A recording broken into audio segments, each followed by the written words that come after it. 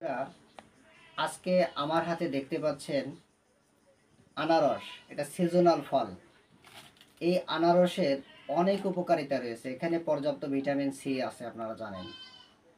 এই আনারস আমাদের হজমে বিশেষ করে সাহায্য করে। হজমে সাহায্য করার পরে এটা রক্ত বৃদ্ধি করে এবং শরীরে যে রক্ত জমাট বাধা দিতে খুব ভূমিকা রাখে, অর্থাৎ শরীরে রক্ত বাধা দিতে সাহায্য করে। এবং যদি কারো কিডনিতে পাথর হয়, এটা কিন্তু খুব ভালো, তাদের কিডনির পাথর বের করতে সহায়তা করে এবং রক্তনালীতে রক্ত জমাট বাঁধার জন্য খুবই চমৎকার ভূমিকা রয়েছে। এছাড়া এটা শরীরের যে কোনো ব্যথা শরীরে সেটা কিন্তু রক্ষা করতে প্রধান ভূমিকা রয়েছে। এবং আমাদের ডিপথেরিয়া, গলায় যে রোগ হয়, এটারও কিন্তু উপকার করে। কাটা ঘা শুকাতে এটার বিশাল উপকার রয়েছে, যেহেতু এটা ভিটামিন সি আছে, আপনারা জানেন। এবং এটা হার্টের জন্য খুব উপকারী। এবং এই ফলটা বিশেষ করে স্বাদে এবং গন্ধে খুব অন্যান্য, মানে এর বাসনাটাই সত্যি এটা ভিন্ন প্রকৃতির। আমরা কিন্তু প্রায় খাই এই ফলটা, সিজনাল ফল। কখন খাই? আমরা ডাক্তাররা বলে থাকি যে জ্বর হয়েছে, আপনারা একটু এই আনারস খাওয়ান, আমরা পথ্য বলে দিই।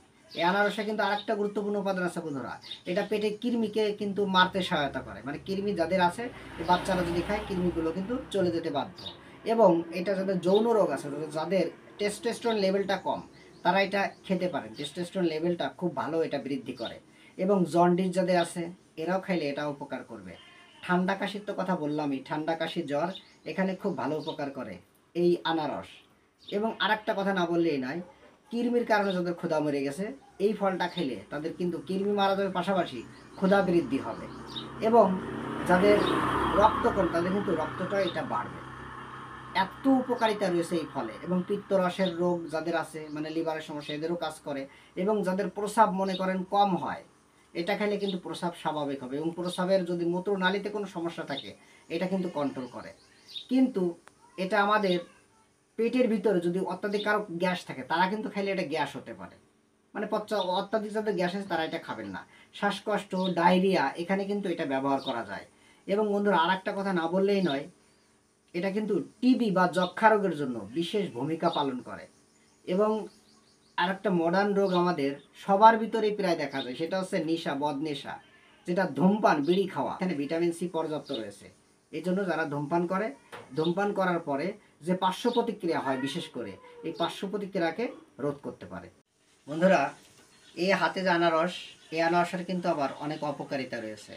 আপনারা উপকারিতা সম্পর্কে জানলেন, তো এটার কিন্তু অপকারিতা আছে। আর আপনারা এটা মনে রাখবেন, যে কোনো ফল, সিজনাল ফল খাওয়া আমাদের বডির জন্য উপকারী। কিন্তু প্রতিটা মেডিসিনের ভিতরেই বা প্রতিটা খাবারের ভিতরেই পার্শ্ব প্রতিক্রিয়া থাকবে, এটাই স্বাভাবিক। তাই পরিমাণ মতো খাওয়া জরুরি। যেমন যাদের অ্যালার্জি আছে, যদি অ্যালার্জি থাকে, অ্যালার্জি যাদের আছে, এরা খাইলে কিন্তু অ্যালার্জি হতে পারে তাদের। অর্থাৎ প্রতিটা খাবারের ভিতরে অ্যালার্জি আছে। এখন আনারস খেলে যাদের অ্যালার্জি হয়, আপনারা খাবেন না। এবং এটা খেলে কিন্তু গুরুত্বপূর্ণ কথা, প্রায় রুগী এসে বলে আমাদের যে আমরা যদি আনারস খাই, আমাদের গলা ফুলে যায়, মানে গলার ভিতরে খুশখুশি করে, সুস্বরিনি করে, কুটকুটে, অনেকের ঠোঁট ফুলে যায়, অনেকের দাঁত টক হয়ে যায় এটা খাইলে না আর কি। কিন্তু আমার এটা ভালো লাগে, তাই আর কি আমি মাঝে মধ্যে কিনে খাই সিজনাল ফল আর কি। আর বেশি খেলে কিন্তু অনেকেরই, বিশেষ করে বেশি যদি খাওয়া হয়, সেক্ষেত্রে ডায়াবেটিস রোগীদের কিন্তু এটা ডায়াবেটিস আরও বাড়বে। কারণ এর ভিতরে কি থাকে? সুক্রোজ এবং ফ্রুক্টোজ থাকে। এই সুক্রোজ এবং ফ্রুক্টোজ থাকার কারণে এটা যারা বেশি খাবে, তাদের কিন্তু ডায়াবেটিস আরও বাড়বে।